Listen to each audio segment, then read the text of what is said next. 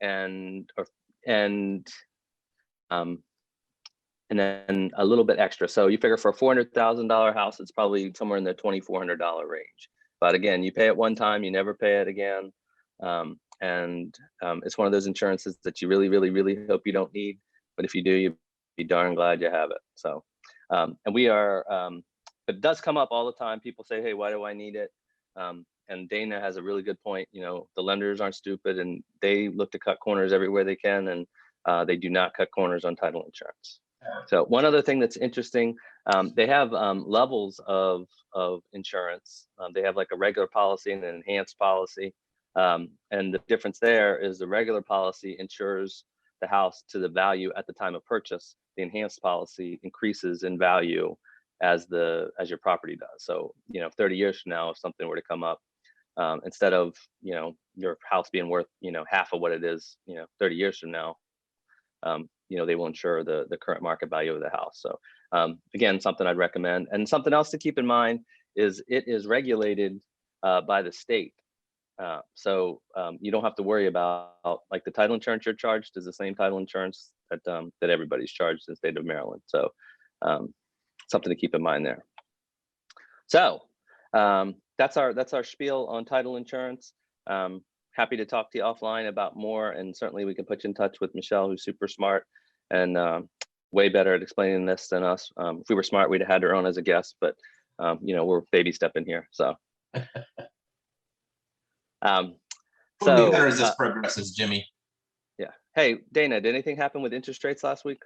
Yeah, interest rates. I guess, could we use the term spike? They've been down so low for so long. So yes, interest rates spiked last week by, I think, about 0.5%. They have since settled down just a little bit, but they haven't gone all the way back down to where they were. But they did spike last week. So that's the old federal government trying to make sure that we don't have crazy inflation. So it also is an indication of just how, like, kind of artificially low the rates are right now, and how jittery, you know, everyone is,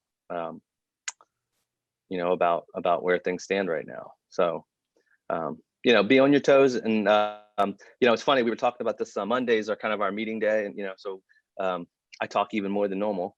And one of the things that came up was, you know, normally when the interest rates go up, we kind of like, it's like a call to arms to all the people we have that are sitting on the fence for buying, like, hey, you need to get moving, because, you know, rates generally only have one thing to do, which is go up. So especially from where they are now. Of course, the interesting thing right now, the dichotomy is that, you know, there's still this huge inventory squeeze. So, you know, it's not necessarily helpful to, you know, to have more pressure on buyers. But I'm happy to say, have, I think, 32 or 33 houses under contract right now. And most of those are buyers. So we're doing a good job of getting our buyers under contract and sort of navigating this market. But it's the Wild West, like we've been saying. And, you know, but I would say, if you're thinking about shopping, we say this all the time, if you're thinking about buying, you got to have your toe in the water, because something good's going to come along, and you better be working with the right agent that can, you know, handle competing with multiple offers. And you got to listen to us. That's super important, because, you know, I couldn't tell you how many times we get people who you know, are probably very good at their jobs, but you know, haven't done a lot of real estate. And, you know, when they don't want to listen to us, you know, they have to learn the hard way that, you know, we're working in their best interest, and we want the same thing they do, which is to get them in the house they want.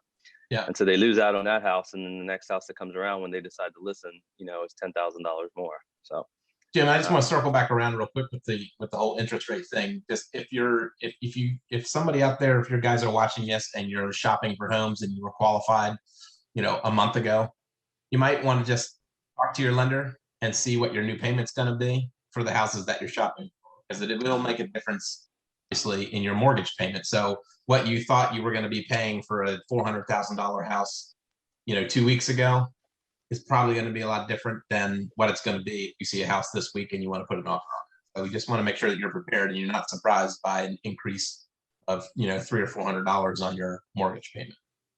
Good information, Dana. And something else that someone else in our office brought up a couple of weeks ago, I thought was a really good point. If you're qualified for $400,000 and that's your max budget, the way the market is right now, we can't really look at $400,000 houses because Yep. almost every house we see is getting above list price. So, if you're in that boat and, you look at a house that's listed for $400,000 and you can't go a penny over that, you're going to set yourself up for failure. You almost have to look, at something 375 and, you're still going to be tight, but that gives you at least a fighting chance to end up at the 400 that you're going to end up at, hopefully. That's right. That's right. But the bow on all of this, like always, you got to have competent representation as a buyer. It's often neglected and way overlooked, but this is no time for the JV. So make sure that you got somebody really smart in your corner and somebody who's willing to go to bat. And it's crazy. So and then as usual, anything else you want to add to that, Dana? I know we veered a little bit, but that's a good topic. Yeah, no, I mean, it's just, I can't stress enough just what you're saying. It's so important to have the right agent that's willing to fight for you. And it's not just a matter of willing to fight. It's not even a matter of fighting for you. It's a matter of understanding the process and understanding how to circumvent, legally, obviously, but, and be able to leveraging our negotiate well and relationship. understand all the little tricks and trades that you can do to get yourself in front of, I mean, I'm not ashamed to say this last deal that I just got under contract, it just so happens that we have a mutual friend, and, I called and said, hey, just, can you put in a good word for me? And that's it. And, I don't know if that's what did it, but we got the contract. So, well, Dana, I'll tell you, I'm looking at our board here, and I think there's at least 5 or 6 deals that we got primarily by leveraging, our relationship, with the other agents in the business. Yeah. Having a good reputation and knowing that we're going to do our job and get things to the table and do it in an ethical and professional manner. So that's it. Yep. So, okay. Listings still major shortage.